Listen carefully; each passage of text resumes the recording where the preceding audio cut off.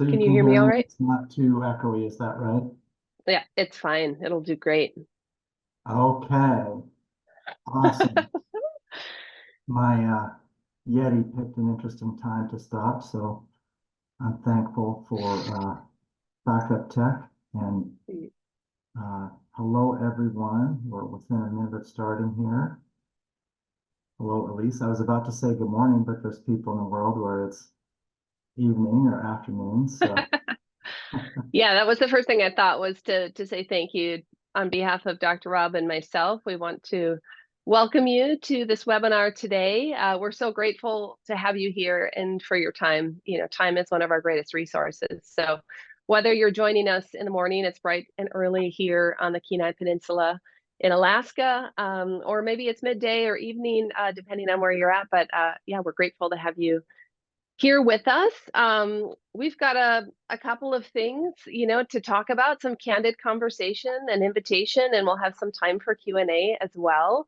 I wanted to start with just a little bit of bio information. Some of you might know Dr. Rob or myself. Some of you might not know either of us. So I'll just start with you, Dr. Rob, and if you want to correct or add to your bio, I would welcome that. Dr. Rob is a good friend and colleague of mine. We've known each other for almost a decade. Dr. Rob is a board certified family medicine MD and an Institute for Functional Medicine certified practitioner living in Homer, Alaska.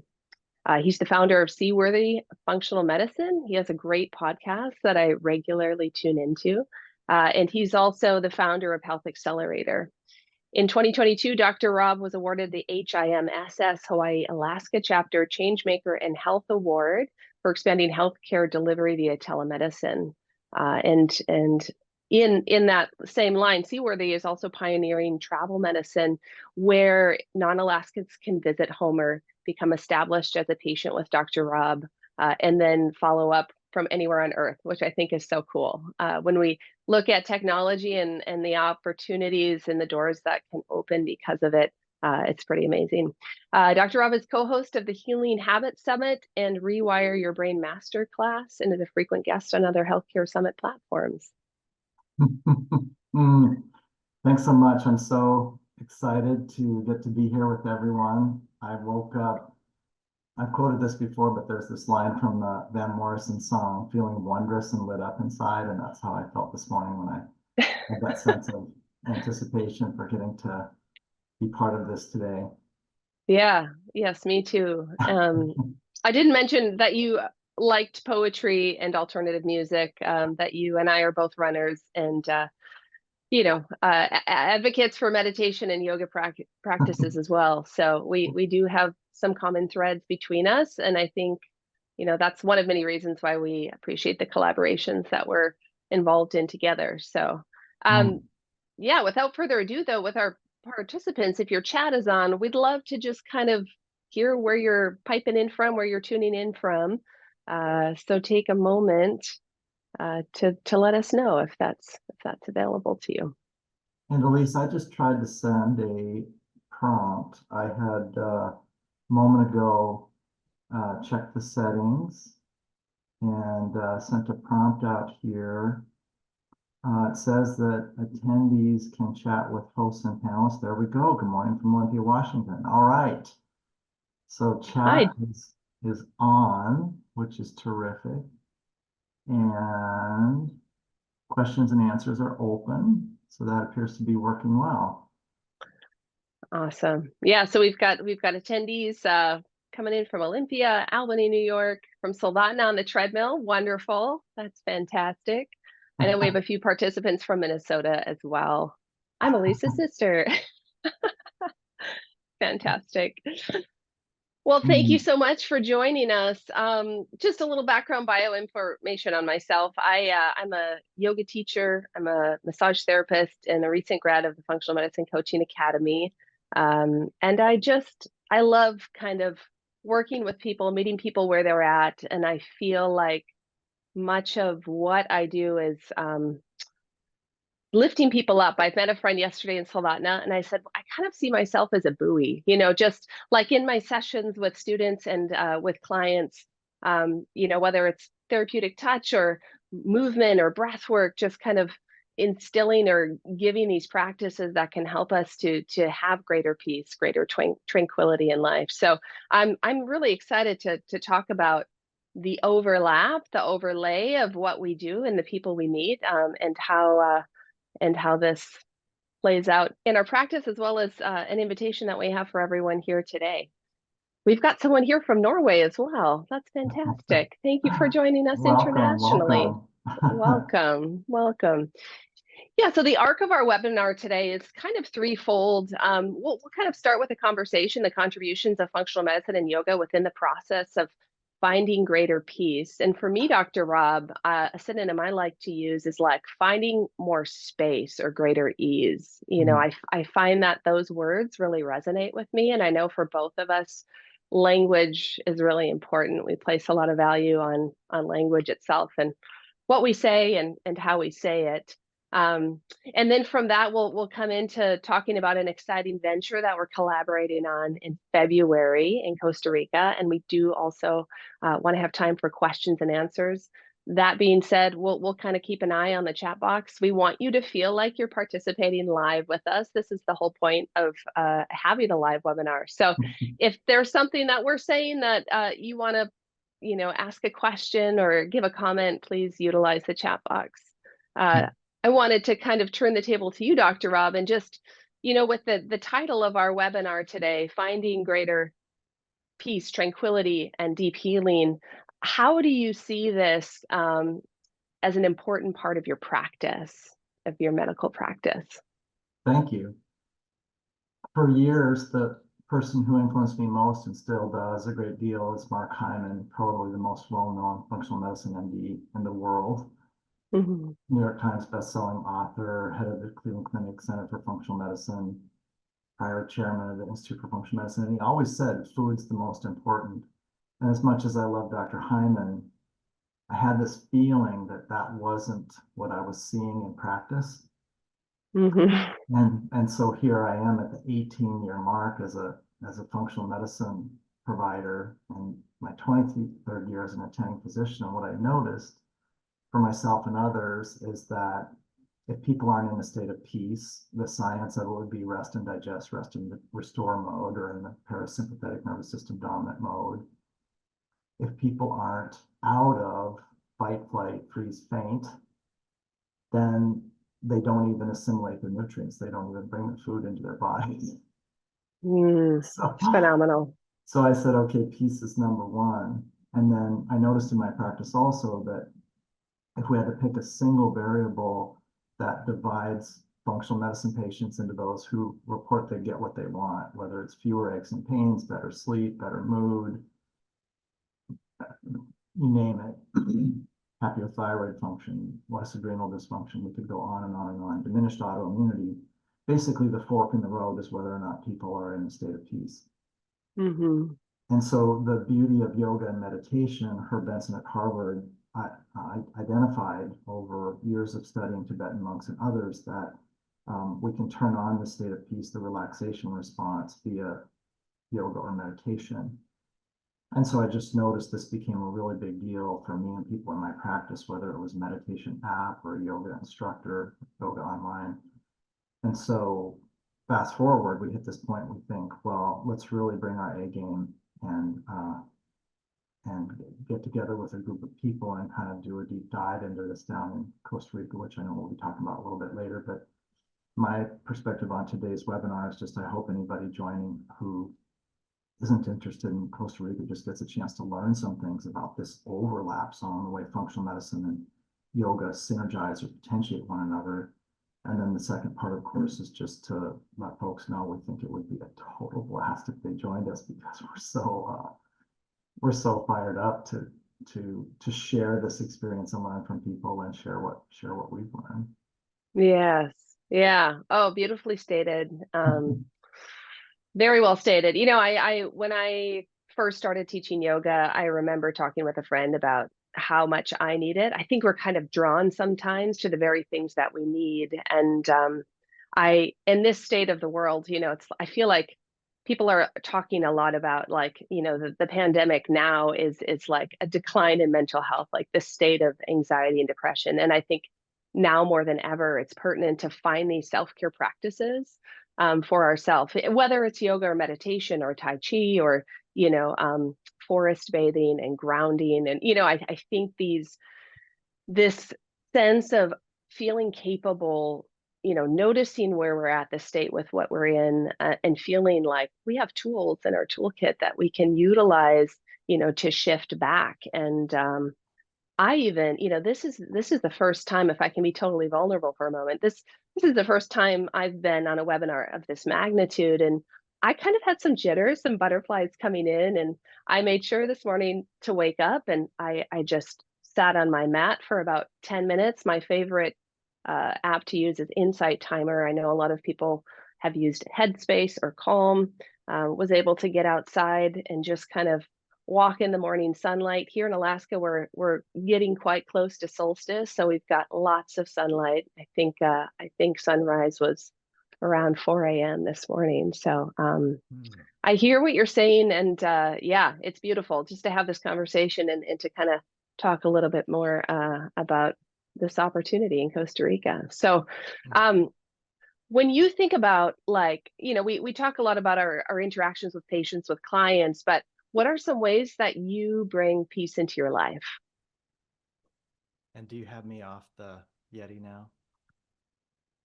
Yeah, it sounds great. Yeah, it's perfect. Of course, we do the dry run. The Yeti works beautifully, and then we go live and on the fly at Yeah. um, now it's working. So yay. And also thank Yay. you from Norway for letting me know that the audio was off so that I could fix it. Because I got a little stressed making that tech change, would you just re-prompt me, Elise? Absolutely. Yeah, yeah. No, I was talking about kind of the personal side of, like, what are some ways that, some things that bring peace into your life? Oh, yeah, I love this question. And again, I love getting to explore it today, and I love getting to explore it. Oh, it says now I'm even softer. Well, I've got a fix for that. I can take the gain up on my mic. So I bet that's good, huh? It's probably Yeah, perfect right there. I think it sounds great. Yeah. Awesome. Okay. So peace is very intuitive and obvious. My mother's been in a state of peace her whole life. She was sort of a born Zen master. So some people just get it, they just do it. And I think, wow, that's great. But a bunch of the rest of us, the main thing that happens is we think, well, if during yoga or meditation that I'm thinking or I've got monkey mind, that I'm failing. Mm-hmm. Or during our daily showing up for ourselves or showing others or being present at work or being at peace in nature or something like that, or coming to terms with our problems, we'll think, well, if I have monkey mind, I'm not doing it. And all of the great traditions inform us that the opposite is the case. Thankfully, it's simply being present with these things in the compassionate light of consciousness Mm-hmm. that softens them. And the peace is how we compassionately relate to our experience. Mm-hmm. And so Beautiful. that, yeah, that I think is the great blessing to share of yoga and meditation. And it's such great Mm-hmm. news for folks because once they realize, oh, this is befriending my monkey mind, there's less flinging of feces and more Yeah, positive relationship. absolutely. Fantastic. Yeah, it's like a holding gently, it's and in recognizing that life is in a constant state of fluctuation. Like, how can when I think of being at peace, it's like I can flow with this. I can show up to this and just hold that space. Mhm, mhm. Mhm. Yeah. Wow. Yeah. I was also thinking of, like, indicators of peace. You know what I mean? Like, Mm, just kind of the characteristics that come when I'm in a place of greater peace. And mhm, yesterday I was running some errands, and I go to the grocery store, I go to Fred Meyer's, and there's a checkout line, and the gentleman always there, he's always kind of humming and singing out loud. And I like that delight. I delight in the interactions with people, and just that peace that comes from noticing the things around you, whether you're in nature, and we always think about nature being a prompt for feeling more peaceful, but even amongst people, like the sharing of smiles, just noticing the person right in front of you and acknowledging their presence. I think that's really wonderful.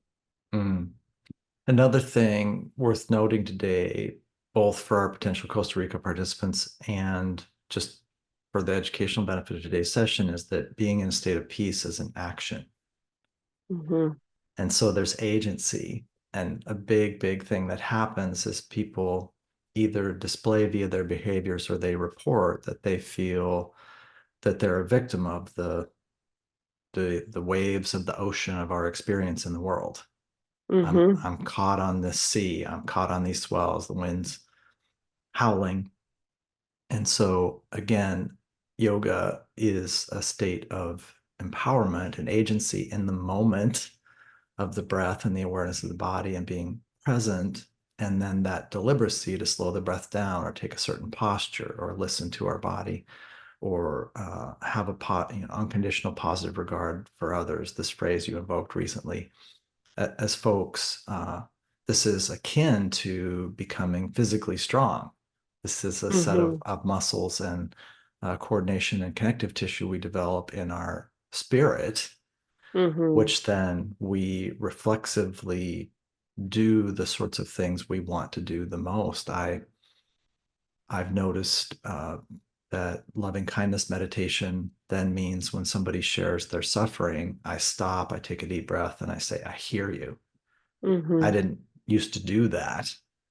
And that state of peace is a reflex in response to these practices. So I got to interview Michael Roseline recently, and he said, if we're right in the middle of it, or in the midst of it, that's a hard time to learn to meditate. And I presume it's a more challenging time potentially to learn how to do yoga.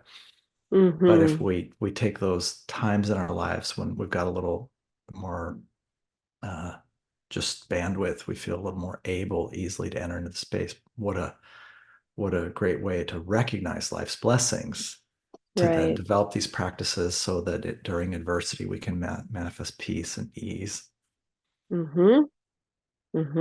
Beautiful. So well stated. Really appreciate your perspectives on all of this, and yeah, just bringing it back time and again to the practice of it. It's a practice. It's a muscle to be flexed, and I think it all begins with self-awareness. Just this willingness to look inside. I like to carry little, not only like breath work and postures, but like lines of poetry or things with me that give a little comfort in times of distress. There's a Rilke poem that begins, quiet friend who has traveled so far, notice how your breath makes more space around you. And so to me, it's almost like this prompt of, just take a moment, breathe in, linger in that pause and breathe it out. And even before I was introduced to mindfulness practices and breath work, it was almost, it was in me. Like I remember, I used to live in Japan, and I remember being in a sauna once and feeling really stressed, just the living in a different place and trying to transition. I remember like trying to breathe in to gratitude and to breathe out to let go, and I think that metaphor of breath itself can be something to lean into. What are we breathing into, and what can we just kind of begin to release and let go of with each breath out. Breath is huge. And in my yoga practice, anyone who practices with me on a regular basis, there's a lot of, I'll take a generous breath in and release a patient breath out. Yeah. Yeah. I'm glad you brought that up, in that I remember seeing Mark Hyman interviewed by Ariana Huffington probably 10 to 12 years ago. So now he's had so many mileposts along the way, and they're seated at a table, and he's at some international conference on health, and they're chatting. He talks about how I think his undergraduate studies were in Buddhist psychology or something like that. And then later in the conversation, she sees him take this longer breath and sort of settle a little in his chair, and his posture sort of, he gets stacked, right? He kind of tucks his chin and pulls his shoulders back a little. And she notices this and says to him, I noticed that you just did this thing. And his response is, this is our birthright. Our relationship to our breath, to center ourselves and be at peace in the moment, is our birthright. Beautiful. And then to have folks that are interested in mastery practice say our relationships with the breath are infinite because it's always there with us. It's running independently, so it's got an autopilot mode. And then we can deliberately engage it and flow with it. And my favorite thing, though, probably about the breath is just that by slowing and feeling the breath, I can ground at any moment, at any Yeah. time.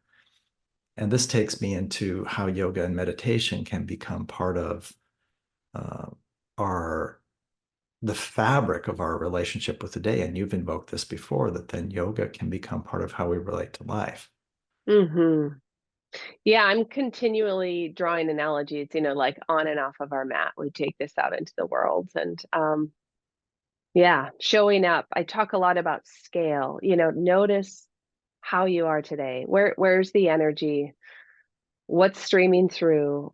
How do you meet yourself kindly in this place? How we practice, even we're so used to coming to the max of everything. I deliberately, the longer I practice, I kind of work at 30, 40, 50% some days. And it's beautiful to know that in our yoga, the physicality of practice, we can do this in everyday life. There's a malleability to shift and change. And yeah, it's beautiful to realize. I keep saying that word, but I just think it is our capacity to be the, I don't know, the drivers of our own life. Just yeah, shifting and changing. And I talking about like reaching for things. I'm in the middle of reading Brene Brown's book, Atlas of the Heart. And I'm right at that section of like tranquility when things are going well. And I think it's interesting how life meets us sometimes. The universe just kind of, you just like open up to a page and it speaks to a conversation you're about to have. And so I didn't know if I could just share. She talks about researchers, Rachel and Stephen Kaplan, found that there are 4 essential elements of a restorative environment, of evoking this sense of tranquility. Number 1, a sense of getting away, a feeling of immersion, holding attention without effort, and compatibility with one's preferences. And I almost felt like that might be a nice segue into talking a little bit more about Costa Rica and our retreat, because there is a sense of getting away and immersing into a different space and the possibilities that open up when we're not kind of tethered to the daily rhythms of the places we call home. Yeah. Say more about that, about retreat, because retreat is part of many spiritual and monastic traditions as well. So yeah, I hope you keep going with that thread. And that's really evocative. What you shared, the language in there is really strong. When you resonate on why you would go to a retreat, why you would recommend one, what's your relationship with that idea? Well, I feel like the times in my life where there's been the biggest realizations, kind of these like marks in the road of what's brought me to here, what's the scaffolding that's built me to here, I have just changed, so much. And I'm trying to put it into words that are less cliche, but when I kind of plant myself intentionally somewhere else, I and there's a feeling that I'm meant to be there, with this community. They've been the times of the biggest kind of aha moments for me. And I'm just coming off of a different kind of retreat of my own. I got to spend last week with my husband and daughter on a fishing boat in Southeast Alaska. So again, immersed just in the waters, listening to the sound of water, waking up to it, seeing trees just blowing in the wind, not another person for days. There was a sense of connection within myself and to the greater whole of the world. And I think that's really what we're trying to to bring together the sense of a larger than life experience for our participants, an opportunity to connect with other people, to learn. We all come together with our own stories, with our own wisdom that has been hard earned within the trajectories of our life. And when you and I have started talking about what days might look like on this retreat, I think we're coming to the table with wanting to have adventure and opportunity, but also a lot of freedom. People go on retreat for different reasons. Some people want to have space just to swing in a hammock in the afternoon, and others are go, go, go. I want to go kayaking and hike to that waterfall. So we're being very intentional every day, having a start to the day with a mindfulness practice, with a yoga practice that is accessible for all ages and abilities. I've been teaching yoga now for almost 15 years. My youngest student is 3, and I have participants or students in their 80s. And so I really, when I teach a class, I'm always looking and offering and really inviting students to listen to themselves too, because ultimately that is my hope, is that in your practice, there's a sequence, there's a plan. I have the overview of like, oh, all of these muscles in this joint space and how we're working. But there's so much malleability, and it's beautiful to watch bodies in motion. No pose looks the same on any body. And for me, yoga has been a really freeing experience in my body to just just to feel good in my skin. I didn't do yoga for the longest time. Everyone around me was doing yoga and inviting me to yoga, and I just didn't think it was for me. How could I be on a mat? I'm kind of a mover and a shaker. And yet it's been the most fundamental practice that's helped me to feel equilibrium, to feel balance, and to be okay when I'm off kilter as well, to realize like, okay, this is part of life. I'm going to show up here into this moment, going to breathe into it. I'm going to know that, I can take 5 minutes or 10 minutes. If I get an hour, that's, oh my gosh, it's out of this world. But we're kind of crafting the retreat in this way to start each day with a practice. Right now I teach a variety of styles. My most popular style is twist yoga, where we take conventional poses and we add a little pivot or twist. We look at kind of core stability and spinal range of motion, but we're also going to have softer practices, restorative practices. I love that I'm both a massage therapist and a yoga teacher. So I use these little yoga chips. People can always opt in or opt out of receiving a little traction into their neckline or kind of a squeeze into their feet. But I'm looking forward to integrating some of modalities into my practices in the morning. We'll have 3 meals a day. Everything will be prepared fresh and on site. We're able to meet all accommodations, whatever your diet might be. And then Dr. Rob, do you want to talk a little bit more about our conversations with you? I know I'll take a moment and I'll find our website and share that in the chat box, because you've put a lot of time into planning for that. So right on. Thank you. Are you able to see the Q&A, Elise, as a panelist? Can you click on Q&A and see if there's questions there? No open questions. I do not see any questions. Okay. I just had one issue arise at the clinic. I'll be back in 1 minute and then look forward to jumping into that next dimension. Just excuse me for 1 second. Absolutely. Wow. Well, any questions so far with conversation pieces that Dr. Rob and I have had? Anything coming up for you? I am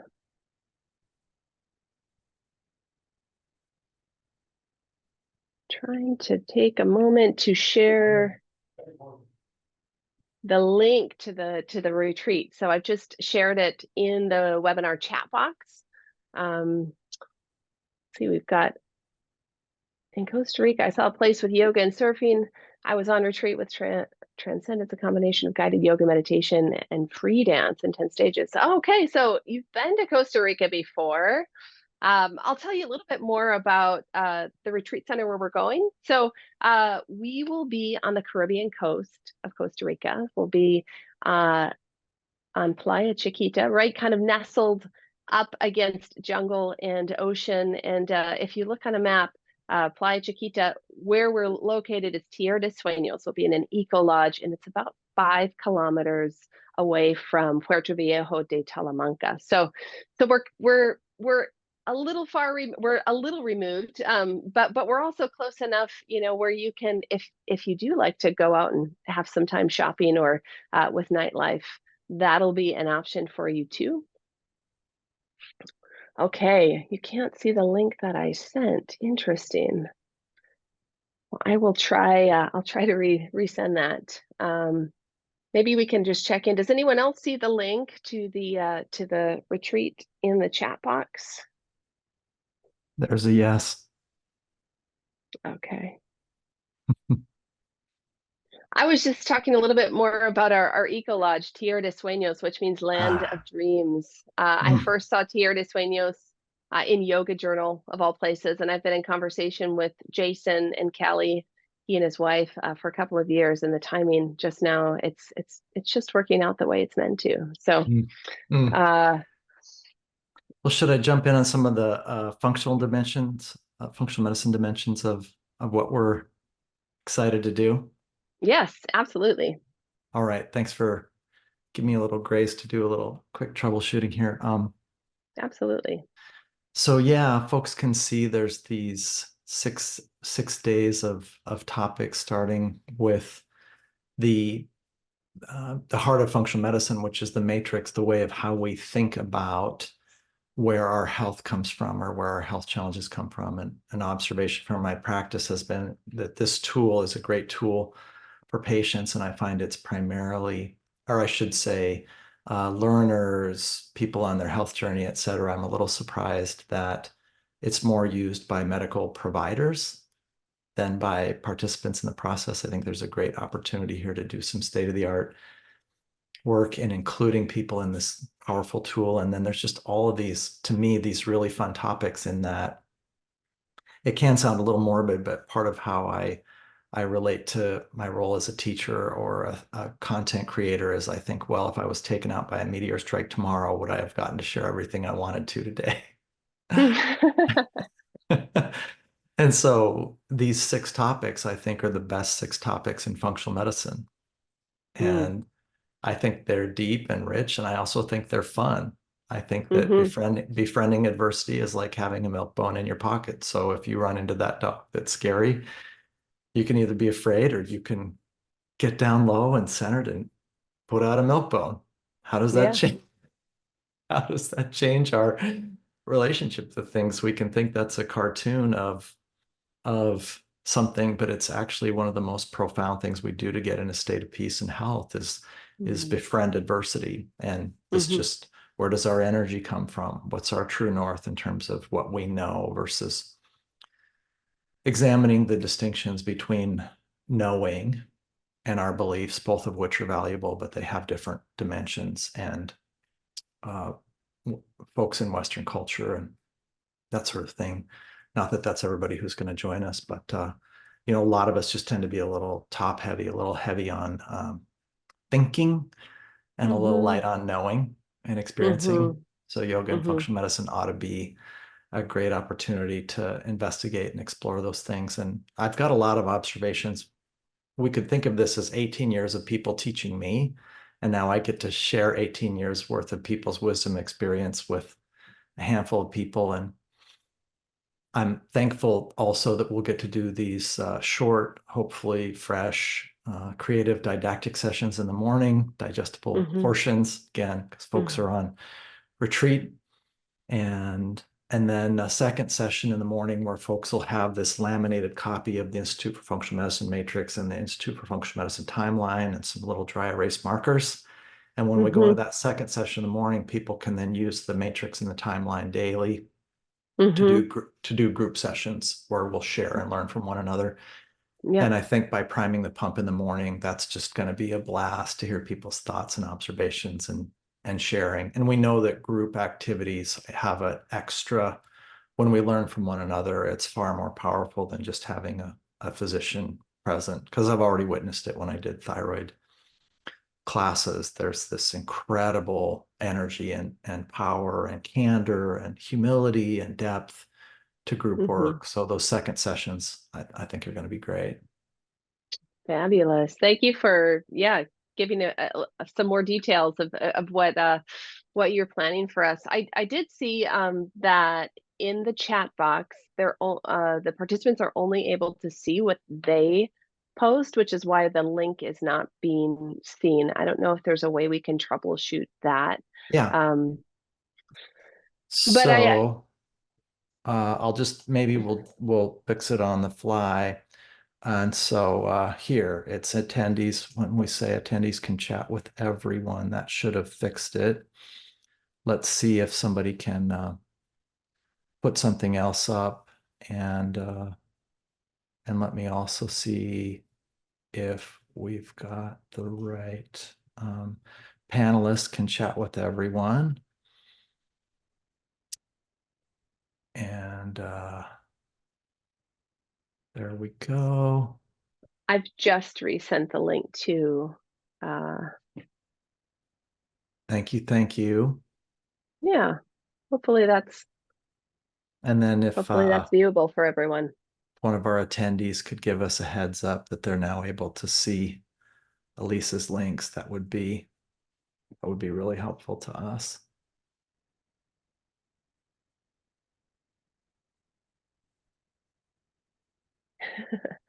Oh no, I don't see the link. Oh no. Oh, Well, wow. Let's see here.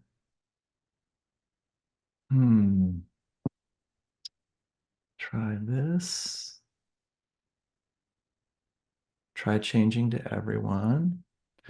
So, and in your chat feature, Elise, you might want to see under the to feature whether it's going to everyone versus just panelists. okay. So at the bottom of the chat, there's a to with a colon. I see that. Yes. Let me And try again. I just changed mine to everyone, so it appears to have defaulted to panelists. Oh, I envy these people that are Zoom masters. Yes, it's there. Woohoo! Thank you, Yay. everyone. Thank you for your patience. We Oh, appreciate it. thank you for your thank you for giving Yeah, us it's thank you for giving me grace. I'm uh, the Zoom master today, but I'm gonna put master in quotes. well, it's a learning curve. Everything is, and that's one of the many qualities that I appreciate between us, Dr. Rob, is I feel like there is an unconditional positive regard and a holding of space for the learning curves that that we're both on, and I think that'll come forward in the retreat as well. I wanted to talk a little bit more about where we'll be practicing yoga at Tierra de Sueños. So Tierra de Sueños is an eco lodge, but everyone will be staying in these little bungalows. Most of them are double occupancies. So if you want to bring a friend or a sister, that works very well. There are a couple of bungalows that are set up for quads. So if there's a larger group, we can accommodate that as well. And our daily yoga practice will be in the yoga pavilion. It'll be kind of an outdoor open air with a roof. So we'll be able to kind of, listen to the sounds of the rainforest and maybe, catch the sound of a howler monkey or see a three-toed sloth. I'm so excited. Just, I think it's going to be, out of this world, to listen to everything ambient around us and to practice together each and every day. We'll be about a 5-minute walk from the beach, so we're close enough to where if you want to watch sunrise or sunset, you'll be able to be at the beach for that. What else? People have asked a little bit about excursions. We're going to have some of them as optionals built in, where we have them available if you want to be a part of them. So we're really interested in kind of a beach bonfire night and a dance party. We're interested in a cacao ceremony and experiencing that together. Cacao is ubiquitous in California, in Costa Rica. And I haven't brought this up with you, Dr. Rob, but I see there's an opportunity for a calypso band as well. So I'm really interested in music and dancing and movement. And of course, if you're interested in kayaking, surfing, zip lining, hikes to waterfalls, there's a cultural tour with the Bri Bri traditional group on the Caribbean of Costa Rica. You can spend a day with them. There are bicycles. There's just so much you can do, and at the same time, there's opportunity for sauna, for massage therapy, for swinging in that hammock. I know at least one bungalow has a hammock because I've seen the photos of it. So hey, I'm just so excited now that I can't, I feel like I can hardly even share everything that's upwelling for me. So, Elise, is it okay with you if I verbalize for Patricia? Can I just actually say your email address to get the links because she is having trouble. She sent something to hosts and panelists. She still can't see okay, the links. And yeah. so it's emspofford@yahoo.com, correct? Or is that It the, is. It yeah, is. And I've put it into the chat as well. yeah. But if you're Well, not I'm seeing the gonna, chat, that's gonna be a moot point if you're not seeing the chat. So let me use the phonetic alphabet just in case it helps Patricia. So that's Echo Mike, Sierra Papa, Oscar, Foxtrot, Oscar, Romeo Delta @yahoo.com. If you want to email Elise, she can send you those links if you still have trouble. I don't know why Patricia, the other attendees can see the links and you can't. I'm not sophisticated enough to fix it, but hopefully that gives you another way to get the information. And then my favorite medical conferences are half days. I think that's the brilliant design is a half day in the morning and afternoon to do whatever you want. And that is the structure of this. So just to be very overt, we've got structure in the morning, and then there might be participants who every half day they go surf or zip line or swim or hang out on the beach or take a nature walk. And that's great. Other folks might be really excited about the activities Elise has arranged with Jason, which I think are things I'm really excited to do: a waterfall hike, a cacao ceremony. Wow. You know, to hear calypso music on the Caribbean, less populated coast of Costa Rica makes me want to just be there now. Some of this becomes mind blowing in that you can take the shuttle down with us.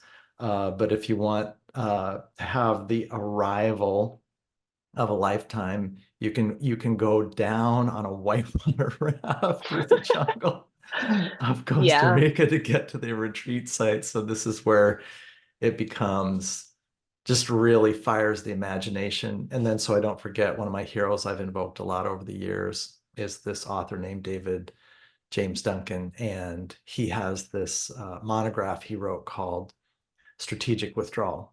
And he talks about how withdrawing from kind of my language, not his, just being deliberate then about pulling away from things from time to time can be a real form of courage. And I find that it's the nourishment and the way I fill my cup during, time alone in the forest or meditation or skiing or running or, reading wisdom literature or something like that. Then that's how my cup spills over when I get into the setting where I'm talking with someone or a number of people. Or my wife's new practice from her 2 years of teaching meditation is everyone you see at an airport or in a city, you wish them peace, you wish them joy, you wish them health. And boy, was that amazing to do down in Las Vegas recently. Just each person that passes, just see their face and just Yeah. wish them joy, wish them peace, wish them health. And so I think this sort of coming, and even going back to Khalil Gibran and the prophet, they ask him why he's not hanging out with them. And he says, because I needed to see you from afar to be present with you as a teacher. And so these dimensions of retreat, I think Yeah. are there's an ancient wisdom in that, Yes. stepping out, stepping back in, stepping out, stepping back in. And the perspective it yields, like you said, and the gratitude. And wow. Yeah. Yeah. Thank you for all of that you've shared. Fantastic. I'm glad you brought up the whitewater rafting because it reminded me to talk a little bit about like port of entry and exit. So if you do decide to come, most likely you'll fly into San Jose, and the retreat center is it is a little bit of a jaunt. So Dr. Rob said, you know, if you want to take a whitewater rafting trip, we can carry your luggage. You're welcome to whitewater raft I'll throw it to on the Tierra de raft with Sueños. me. Don't worry, it'll be just Yeah, fine. don't worry. We are going to include with our retreat price a shuttle to and from, and it is about a 5-hour shuttle ride from San Jose to Tierra de Sueños. But there is another option if you're not a road tripper like I am. You can fly to Puerto Limon. You can take a little hopper flight. I think it's about $100 from San Jose to Puerto Limon, and then from there, I think it's a short, you know, less than an hour taxi ride to get that second portion. We're not including that. It's a little bit extra, but it certainly would be an option for you. And I want to reiterate, I am available for any questions that you have as you begin to plan your trip. If you're looking for flights and you need help, you know, I want you to know that Dr. Rob and I are here to help you every step of the way. And if you decide to come, and we hope you will, part of the reason that we're having the webinar today is because we do have early bird pricing, which runs through the end of June. And that's an all-inclusive price for all nights at our Eco Lodge. We'll be there from February 16th to the 23rd, so Sunday to Sunday. It'll be 3 meals a day, all sessions with myself in the morning with yoga and meditation, with Dr. Rob as well, and a couple of the included optionals, the excursions that we spoke about. There'll be about 2, 3, 4. We need to decide what they'll be. If you want to weigh in, if you're coming, you're welcome to weigh in on them as well. And Jane, thank you for coming. I see you saying you have to leave. We really appreciate you being here. Thanks, I did Jane. share a PDF, a welcome retreat docs, that gives a little bit more information about the retreat center itself, where it's located, what you can expect in terms of, just what's available to you. You know, I'm sure you have questions about Wi-Fi and, you know, where the closest shops are, or it's a really great document to review. So I've included that as well. Patricia received the document after I dragged everybody through the phonetic spelling of your email address. I'm sure they loved that. I always really I used to, you know, get caught on like using only fruits or vegetables. You know, when I would phonetically do something, then I thought I don't have to do that. I can like open up and say, you know, any word that starts with F or whatever. So yeah. Well, now everyone knows my email address. That's great. So if there are any questions at this moment, you're welcome to put them in the chat. Dr. Rob, what am I missing out in terms of what you think should be included in the invitation? I think this is a pretty good summary from kind of my subjective experience of today's session. We'll also we've got this on recording mode today, so we'll send this out to the Health Accelerator list. And I suppose the two things that occur to me that may not have been specifically articulated are that just when you and I talked about setting the cost of the retreat, you invoked what I think is a really integrity-based principle of making sure that it was affordable, which I think that's a good thing. I always am a little concerned that functional medicine, just because it requires allocation of resources, we don't live in societies that allocate resources for health the way they do for disease, at least in Western industrialized society. Mm-hmm. So this allows people to have skin in the game in a way that doesn't really happen in other settings. And unfortunately, because functional medicine does require personal financial resources, I don't think it intends to, but it can just drift into being a little bougie. It can feel a little 1%er. And this is kind of the opposite of that. It's saying, well, if you've got some resources, then we're trying to make this available to everyone as much as possible. So that's a neat thing for me to get to be along on the ride for you. And you've invoked the respect for and the value of being immersed in the culture of Costa Rica and learning from the people who live there and love it. And there's just something about this that feels right to me. I even think that the hosts and the participants are really just a single cohort of people taking a moment in time to fill their cup, whatever that means for them. Solve riddles, reflect, get a break. But our language was pretty deliberate too about reboot, revive, and restore. You and I were having these conversations about the upheavals in the world. And then David Brooks says life breaks us or it breaks us open. Bruce Coburn, the artist, and then you two sort of, artists being good thieves, talk about kicking the darkness till it bleeds daylight. And there's just these ways that stress can sort of involute or contract us or make us radiant.